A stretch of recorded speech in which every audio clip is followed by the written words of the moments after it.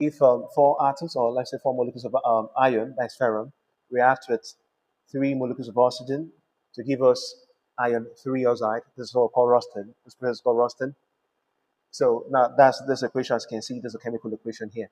Now, if 5.5 gram of the rust, which is iron 3 oxide, is formed, then what is the total mass of iron and oxygen that reacted?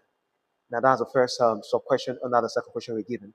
So let's say the second sub question: if 22.34 gram of iron reacts with 9.6 gram of oxygen, then how much iron 3 oxide is formed, provided the law of conservation of mass is being obeyed. Now, these questions are very interesting. Now, let's see how we go about them. As you can see, the very first equation, the first thing we're going to ask ourselves is if this equation is balanced. If this equation is balanced, it means this really obeys the law of conservation of mass. As you can see here, altogether we have four atoms of iron, that's ferrum. Here also we have four atoms of iron. Right here we have six atoms of oxygen, and we have six atoms of oxygen also. Three atoms here, basic atoms, with general two atoms here, that gives us six. So this obeys the law of conservation of mass. But let's see how we can interpret this question. 5.5 gram of rust is being formed, of this is being formed. Then what is the total mass of iron and oxygen that is reacted? Now let's see. These are experimental figures. 5.5 gram of rust is experimental. Yeah, I can say experimental figure. So we're going to get our assumed figure, our theoretical figure. Let's see what that looks like. So let's write this out. 4 Fe, then 3O2 gas, they give us 2 this, then solid.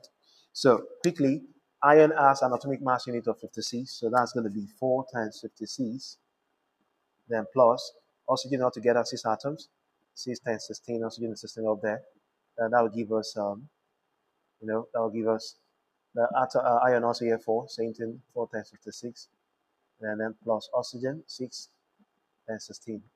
So what do we have? 4 times 56 will give us 224. Then this times this will give us 96 atomic mass unit, or we can call that gram. The same thing, 224 plus 96.